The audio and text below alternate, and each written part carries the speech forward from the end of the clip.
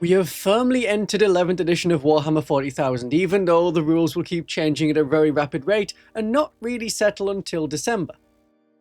What is it like to play the Adepta Sororitas in 11th edition? If you are looking for a video covering what happened to the sisters from 2nd edition to 11th edition, that video is now called What It Was Like to Play Adepta Sororitas from 2nd edition to 11th edition, or How It Feels to Play Adepta Sororitas for 29 years. One of those. There I cover the changes for sisters players like me who started in 2nd edition going all the way to the end of 10th edition to here. In this video, I cover the rules changes in much more depth to figure out if you shouldn't play Adepta Sororitas in Warhammer 40,000 11th edition. This video will cover how it feels to play Adepta Sororitas in 11th edition, what changes to the rules help and hinder us, what shenanigans don't shenanigan in the same way, and what new tactics are available to us under the new rules. Let's start by talking about the core rules changes from 10th to 11th edition and how these affect our gameplay before we move on to detachments. So as we go into 11th edition, how are the Adepta Sororitas treated? How are we doing in 11th edition of 40k? As Acts of Faith are still our army rule, a lot of the gameplay is based around those kinds of shenanigans. Now I'm mainly going to cover the rules changes and what is good and bad for the sisters in 11th edition. A deeper summary of each detachment and how they play will come in another video. We are still toughness 3, and that means pretty much everything in the game can kill us rather easily. So the sisters have a lot of infantry, and with the new rules in 11th edition can be hidden. That is good for not getting shot in turn 1. And if you're caught in combat, sisters should not fire their bolt pistols. Especially Repentia and Celestine Sacrosancts. Don't fire your pistols. After you kill the enemy in combat, you switch to instantly being hidden if you're in area terrain because you hadn't fired any ranged weapons in this turn or the previous player turn. That is enemy unit dependent. Cultists will suffer under hand flamers to let you kill them quicker, but bolt pistols won't do much to Chaos Space Marines. Detachments each have a disposition. This has changed around a bunch and may change about more. Here is what it currently looks like. Is that what it looks like for you in the future? In 1000 point games, you may use any one detachment, a 3 detachment point detachment, a 2 detachment point detachment, or 2 1 detachment point detachments. I know the rules say you get 2 detachment points to pick your detachments from, but right at the bottom is the exception that says you can have a 3 detachment point detachment. Any one detachment, you can choose to have any one detachment in a 1000 point game. In 2000 point games, you can have up to 3 detachment points to pick. So a single 3 detachment point detachment like Hallowed Martyrs, or a 2 detachment point detachment with a 1 detachment point detachment like Penitent Host with Chorus of Condemnation. Or you can have 3 1 detachment point detachments. That's all 3 of them we currently have. There are lots of force dispositions available to us. Some factions are much more pushed towards one kind of disposition, and the sisters can play to whatever style you want. Even if the sisters' toughness 3 bodies means we're not great at Purge the Foe, and we do have high objective control on Battle Sisters, so we can hold objectives for take and hold, but the holding them is the hard part. The varied missions do help a lot, and being able to tailor your force to the particular mission, or at least set of missions, because there are 5 missions for each disposition, not including ones that you get in like the Dominatus deck. But if you want to take lots of small units and get around the board, combining 1 detachment with the Chorus of Condemnation gives you reconnaissance, or you could go with disruption, and then your lots of units can be useful. Especially when there's lots of actions to do. If there's actions, it depends on the mission of course and your opponent in that case. Or priority assets. 2 of our detachments currently have the priority assets disposition. That usually has a focus on the center of the board. We can concentrate our attacks and our counterattacks there. If you want loads of Seraphim, you have the reconnaissance disposition in Chorus of Condemnation to drop in the Seraphim and complete actions and missions. If you want to take and hold, all you need to do is touch the terrain area and you can be behind a solid wall when doing that, and we have some strong defense blocks available to us, which is a unit that has a Hospitaller for a 5+ Feel No Pain plus Resurrection, Sacrosancts are -1 to be wounded, and you can try adding in a Magifier to a unit, then you get a 2+ armor save and a 4+ invulnerable save. It's not bad. Purge the Foe is an option, but as of July 2026, has finally and only been given to the Penitent Host. Another change, which is something that people did accidentally in 10th edition, is we can now have 2 characters per unit and not just in Battle Sister squads. I know many of you were putting 2 characters in like Sacrosancts. That wasn't allowed in 10th edition, but it is in 11th edition. It makes the unit even more expensive, but it really can be worth it. Have a Canoness and a Hospitaller. At the start of the phase where all of your Sacrosancts will likely die, activate your 2+ invulnerable save on your Canoness, and because of fast rolling, where you roll all of the save rolls at once, the Sacrosancts will take the low hits until they're all dead, and then the Canoness passes everything else because she has a 2+ invulnerable save. Hopefully she survives any more attacks. They remain as a unit, 1 Canoness and 1 Hospitaller. They stay as 1 unit, whereas in 10th edition they would split into units of their own. So there are no Sacrosancts, but then in your coming turn, the Hospitaller returns 2 to 4 Sacrosancts, and you still have a unit. Only precision targeting the Hospitaller can counter this. And if you wanted to bring her back with Divine Intervention recently at time of recording has changed. I'll get onto that when I talk about the Hallowed Martyrs. So importantly, the Hospitaller can respawn sisters even if all of the sisters are taken out. The unit is not destroyed when all the bodyguard are removed, which was how it worked in 10th edition. They are only destroyed when all models, including characters, are removed. You do take Battleshock tests before the ability step, so you're not able to regenerate models with the Hospitaller to avoid taking a Battleshock test. Whereas you can if you play Genestealer Cult. There the cult icon regenerates models at the start of the command phase. So that's before you take Battleshock tests. In 11th edition, we have fewer miracle dice than we even did in 10th edition. Attached units are 1 unit. So unless there's going to be some change to the army rule to say, oh, every time a unit is destroyed, and also every time a character model is destroyed, we only get 1 miracle dice when the Junith/Hospitaller/Sacrosanct block is destroyed. That is a rule that's potentially subject to change, especially in our codex, which may get rid of miracle dice altogether. But decide if you want your army to have many small units that give up victory points, but also give you miracle dice, or you have lots of big units that give less of each. Now, when do we use miracle dice? That is a bit worse, and as I've said, miracle dice are a shenanigan that keeps sisters in the game. Hit rolls, wound rolls, and save rolls are all fast rolled. You roll all of them as a group. You do not and cannot choose to roll them one at a time. You use a miracle dice before rolling any other dice. Sure, if you've got a melter weapon in a unit and you've got a 6 available and you have Astrid and Agatha there, so that melter shot is going to become devastating wounds, yeah, that's fine. But otherwise we lost some agency.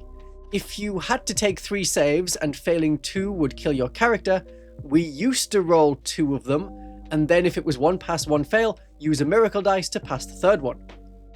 Can't do that now. We'll have to use the miracle dice and then hope the 2 you roll are not both fails, which means you lost the character and you wasted a miracle dice. So my recommendation for miracle dice, save them for using on charge rolls. You can only substitute 1 of the charge roll dice, even in the Army of Faith, where you have the option to do 2 acts of faith per unit per phase. An act of faith on a charge roll is changing 1 of the dice. You cannot do the same act of faith on the same dice 2 times. But a charge roll is good. Getting into combat is important.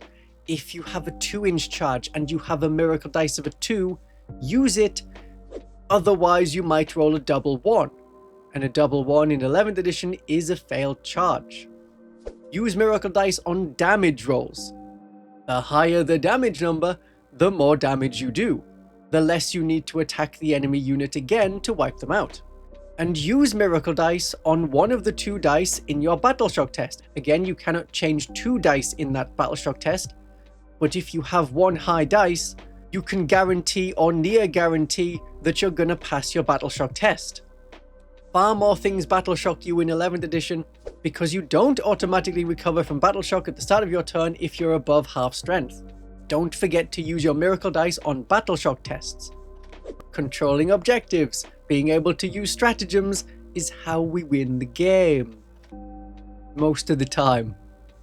And we have several things that let us resist the effects of Battleshock.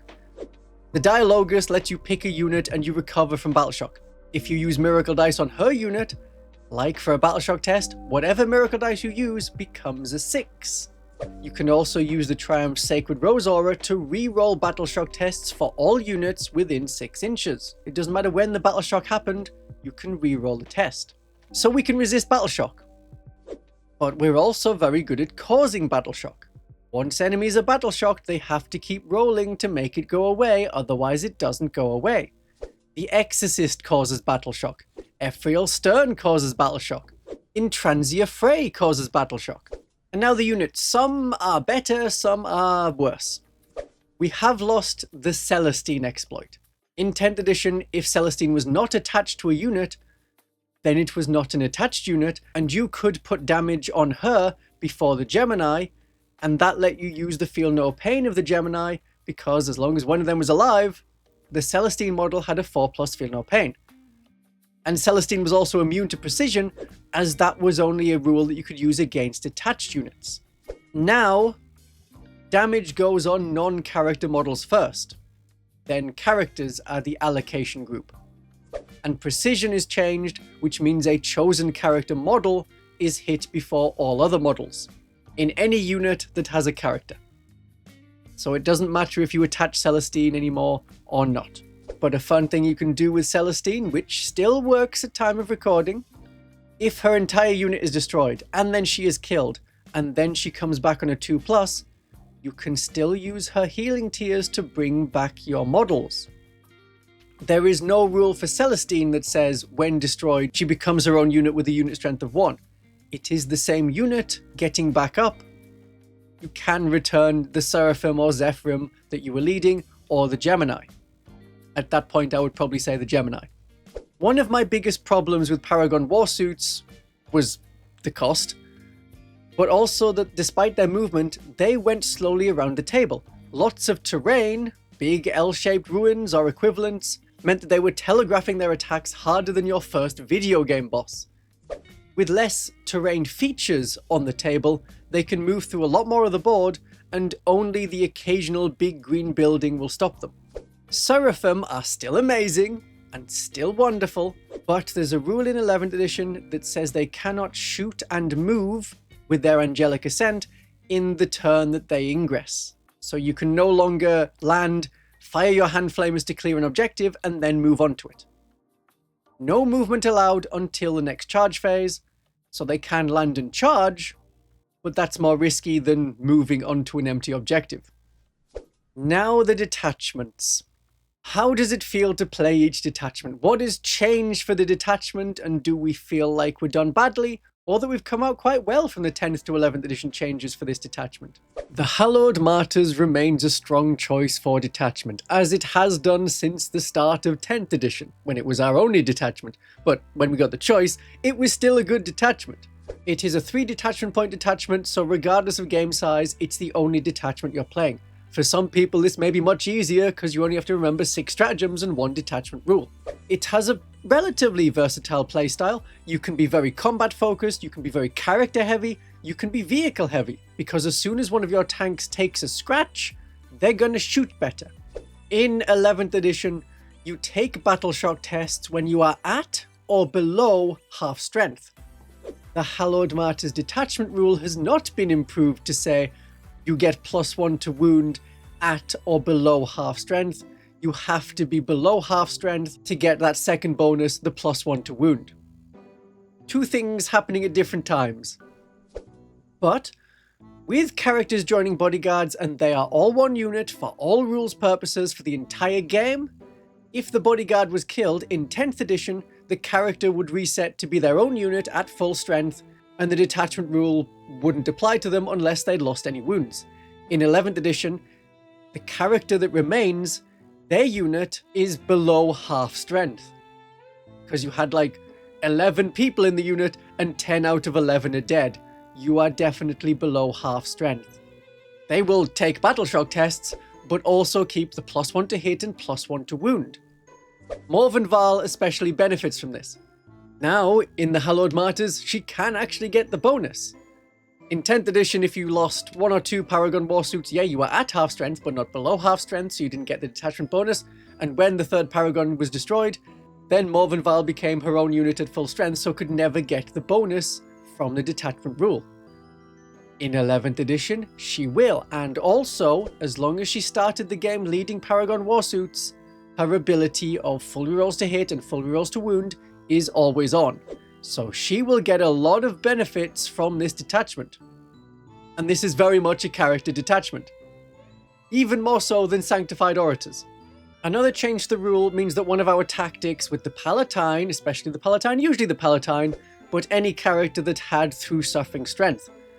A Palatine in 10th edition could overcharge their plasma pistol, and if they took some wounds from that, that would go on them. In 11th edition, hazardous tests are applied to the unit. The plasma pistol won't hurt her when overcharging. The unit takes a wound as the Palatine vents the plasma exhaust directly into the face of one of the sisters nearby. The character model doesn't take the wound, so for through suffering strength as an enhancement, which gives you bonuses on the model if the model has lost any wounds, that won't apply until like you get hurt by precision, or the entire bodyguard is killed and then the Palatine takes some wounds. The most likely place you're going to use this is when she's wiped out, and then you use Divine Intervention to bring her back on like 1 wound, then she is definitely injured and below half strength. There have been changes to Divine Intervention. That ability I mentioned with Celestine, where even if she's destroyed, she can get back up and then her healing tears will bring back models. You can't do that with a Hospitaller in this detachment. At the start of 11th edition, someone could wipe out the squad of 10 Sacrosants with Hospitaller, and then you'd use Divine Intervention, and then you'd bring back some models, and they would have all the same defensive bonuses as before. -1 to be wounded, because the Sacrosants are still there, 5+ feel no pain, and the ability to continue to return sisters. Divine Intervention now only applies to a character model, and when they're returned, they have a starting strength of 1, as in 1 model is their maximum unit size. So they cannot grow a new unit as they're already at full strength. Annoying for the Hospitaller, but I think fair enough. But it's still great to bring back that Palatine, or the Triumph of St. Catherine, or a valuable support character like Junith Erewhita who generates command points. Divine Intervention doesn't work exactly as it worked at the start of the edition, but is still a really strong ability. What people used to do in 10th edition was stack multiple stratagems on the same unit in the same phase. We're now limited to 1 stratagem per unit per phase, so there's no fight on death with full rerolls to hit and full rerolls to wound, and the detachment bonus of +1 to hit and +1 to wound. But the trade-off is your characters are still part of a unit even if the bodyguard is destroyed, so that Palatine can have full rerolls to hit and full rerolls to wound, even though she's alone when her 5 novitiates have been killed.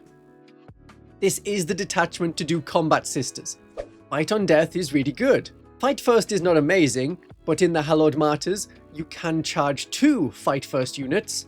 We attack and kill one of them because as it's our turn, we fight before them, or we pick a unit to fight before them.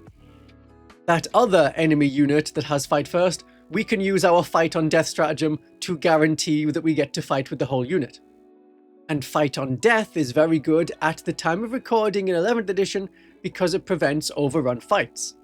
If 2 enemies charge one of your units and the plan is one of your units will kill the blocking unit, then the other one will do an overrun fight into a new target, using fight on death, there are still models there. They are not removed until they have finished fighting. So one enemy unit that charged and fights first will kill us. The second enemy unit has to be chosen to fight first next. And there is technically still an enemy unit nearby, our dead unit, so they can't consolidate past them or into another one of our units. The enemy is stuck there, no further, and if they did want to consolidate into one of our units, that would be after the fighting part of the fight phase. They would go into engagement range of us, and we could then be chosen to fight because we are now engaged in combat. So all they would be doing is moving in and taking some hits. They may still want to do that against like Battle Sisters who don't particularly want to be tied up in combat, but they're not going to do it against something more deadly, like Sacrosants, like Insidiants, any of the Celestians, or Repentia or Archoflagellants. The current way that Fight on Death works means that it's also very nice to have any Mortifier in your army, in any detachment. If they pass their 2+ Fight on Death, they can lock the enemy in place, at least for the phase. And the sisters in the Hallowed Martyrs do have decent shooting. Praise the Fallen is not limited to snap shooting as it is with other factions' shoot back abilities. That may be something that changes once the Sisters Codex comes out, or at some time sooner, like maybe in the December 2026 patch. But at least at time of recording, say a Dominion squad got shot and lost 2 models, we can shoot back with the Hallowed Martyrs detachment bonus, so we'll be hitting normally on a 2+.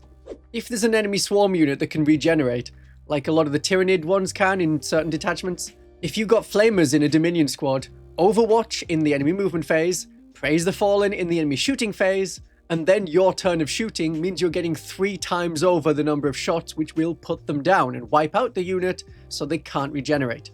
The Hallowed Martyrs is still a great detachment in 11th edition. The Bringers of Flame is a detachment that is up and down in power. Well, let's say up, very much up, and then down, down, so far down. Ooh, are you sure you want to play it? It's about speed.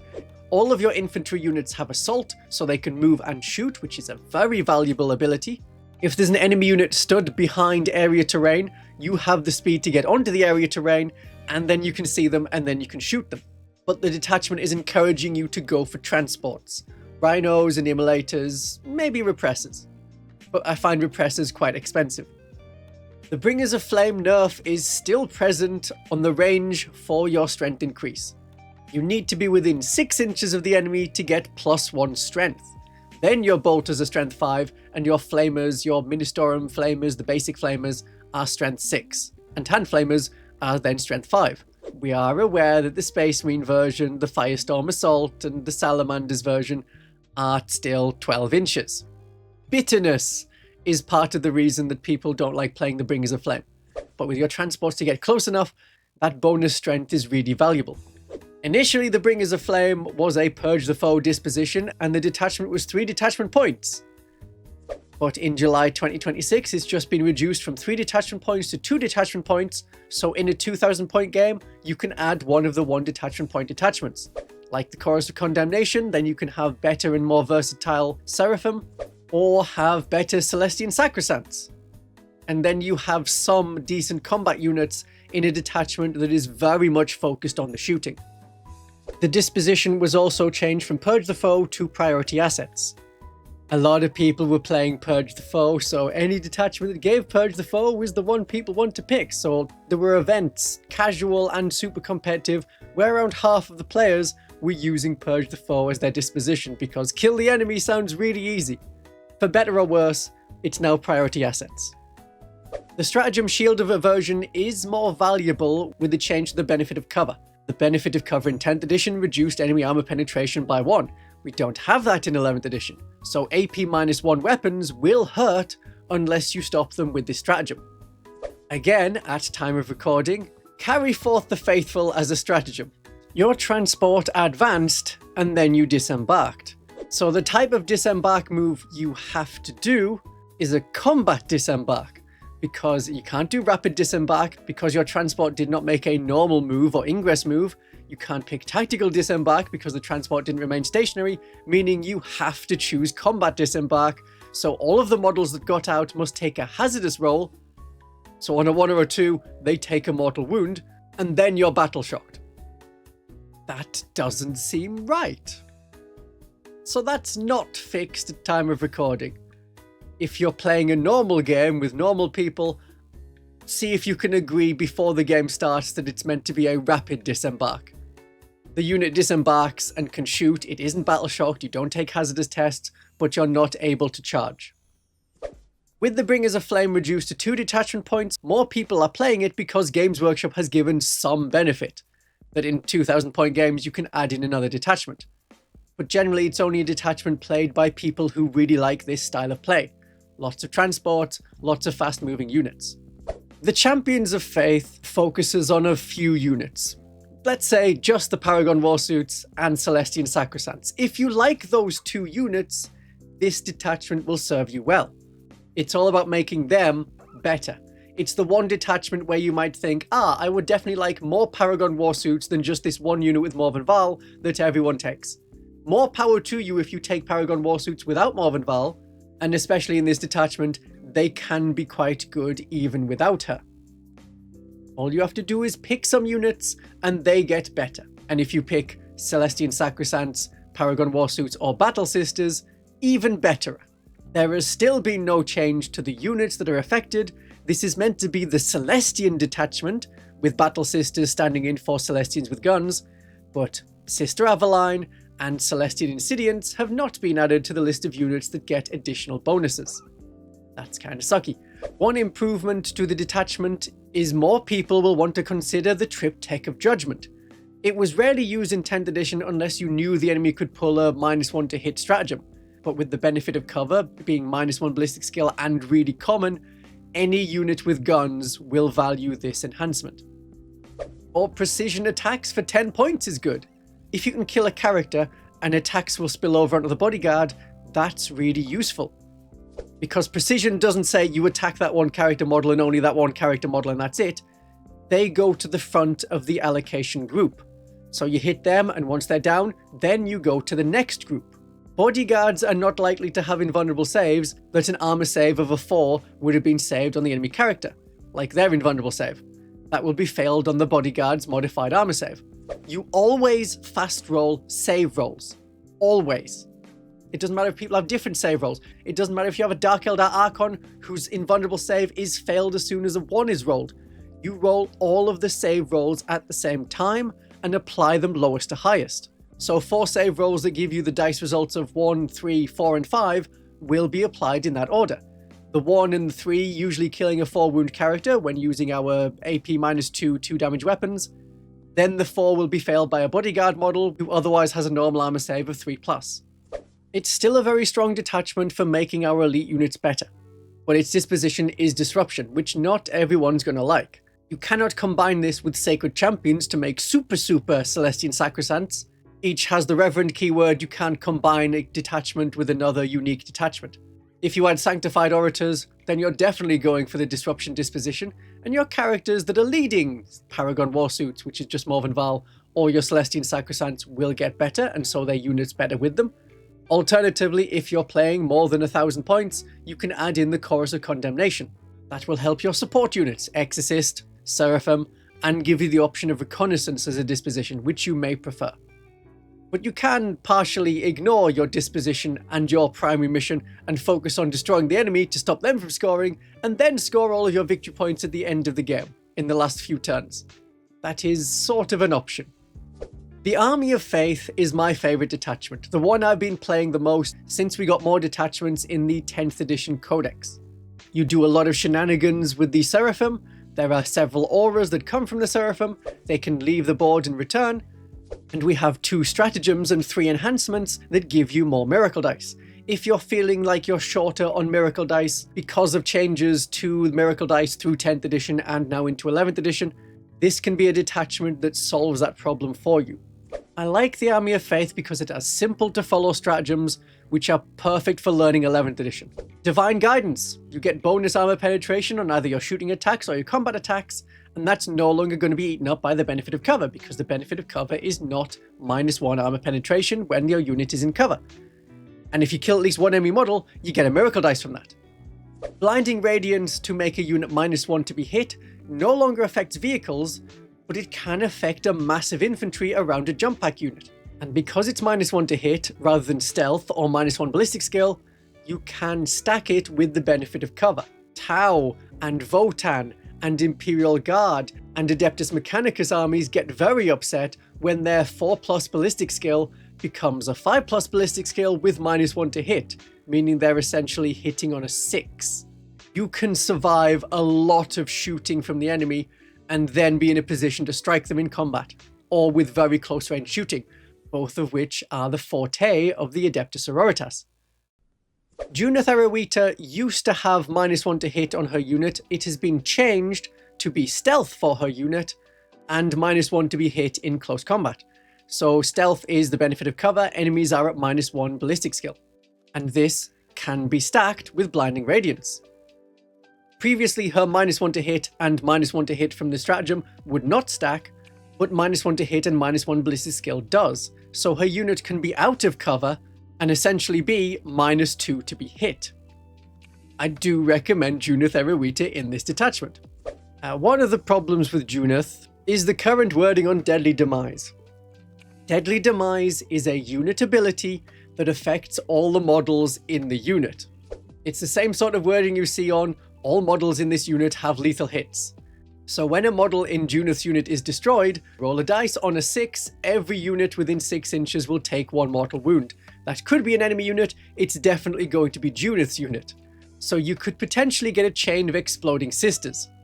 It's a silly rule, and it should be changed back to its 10th edition version. It is worse on a unit of Orc Boys with a Weird Boy and D3 mortal wounds potentially from each Orc Boy. I have a whole video explaining this. It would be nice if it was changed in an upcoming balance patch. The Light of the Emperor stratagem was especially good in 11th edition. You can ignore penalties to your hit roll and your ballistic skill and your weapon skill, but mainly let's think of hit roll penalties and ballistic skill penalties. Wow, that's ignore cover, and being able to do it on multiple units. If you have a jump pack unit, then it affects them and all units within 3 inches. That's a very good ability in 11th edition. It has been changed to be 2 command points now, as it maybe was a little bit strong, because it's like ignore cover plus a lot of other things. But if you're fighting orcs, it also lets you ignore -1 to be wounded, and if you're fighting Death Guard, it lets you ignore a lot of their army rule. Oh, -1 toughness? No, that's modifying my characteristic. Light of the Emperor says no. -1 objective control? Nope, that's modifying my characteristic. Light of the Emperor says no. -1 to the hit roll? Light of the Emperor says no. And multiple units can be affected by this with your jump pack units, including vehicles. Whereas Blinding Radiance now excludes vehicles. All models in a unit must be within 9 inches to be in coherency. That makes it a bit harder to string out my Seraphim, to chain across the board and give all of my army -1 to be hit, or give them all the Light of the Emperor. Now it's only part of it, like 3 units. But it gives you a very strong center to work with. Okay, enhancements. Good enhancements. The Blade of St. Eleanor gives you precision. That's much more valuable in 11th edition. When you make a lot of attacks, they're applied lowest to highest, starting with the character. That's great. And if you kill at least 1 enemy model, you get a miracle dice. That could be a bodyguard model. That's fine. You don't have to go for a character. And Divine Aspect, although it's only a 12-inch range, it causes Battleshock. You get a miracle dice if the enemy fails, and Battleshock is not removed until the enemy passes a Battleshock test. If an enemy unit wants to take an objective from you, and they happen to fail that Battleshock test, they might destroy the sister unit that was protecting that objective. They're now on it, but they don't control it. They have objective control dash. The worst possible objective control. And that will remain the case until they pass the Battleshock test, and you cannot use Insane Bravery on a unit that's Battleshocked already because it's a stratagem. That would only work on a unit that's like at or below half strength and you know they're going to take a Battleshock test, then you pass the Battleshock test in the command phase. If the unit that was defending the objective was Battle Sisters and they got to use Defenders of the Faith, okay, they were killed, you get a miracle dice. The enemy unit is Battleshocked and you keep control of that objective because the enemy is not putting any objective control onto that objective. It's still yours. I like the Army of Faith, it works really, really well, and you can pair it with any of the 1 detachment point detachments in a 2,000 point game and it will work nicely. That will depend on your personal playstyle. Mine is Exorcists and Seraphim, so I go Chorus of Condemnation. I also really like Reconnaissance as a disposition. I think it's the best one. This video up there explains why, and goes through the missions and how you can win them all. The Penitent Host is a different detachment. It's now been changed to Purge the Foe, which is what it's better at compared to all of the other dispositions. This is July 2026, and the Penitent Host is currently our only Purge the Foe disposition. That's an improvement over Taken Hold. The Penitent Host goes really, really quickly at the enemy, does a lot of damage, but probably dies in the turn afterwards, but we have Fight on Death. Remember that you trigger your detachment rule at the start of the battle round, not the start of your turn. It's for people who want to play the Penitent units, Archoflagellants, Repentia, Mortifiers, Penitent Engines, and rush at the enemy, but in theory, carefully calculated times to rush at the enemy. One of the detachment choices is Fight on Death, which is an awesome way to stop enemy combat armies charging through waves of our very fragile units. They will be locked down until the dying unit has fought. I know people panicked a bit in the July 2026 balance patch when the Catechism of Divine Penitence was, in quotation marks, changed to remove the wording that says, "This enhancement allows you to join Repentia." Even though that line has been removed, you can still join Repentia, but it says on the Munitorum Field Manual website that with this enhancement, you can still join Repentia. It was a stupid change that freaked people out for no reason. The enhancement is exactly the same as it was in 10th edition, don't worry. Now our little detachments.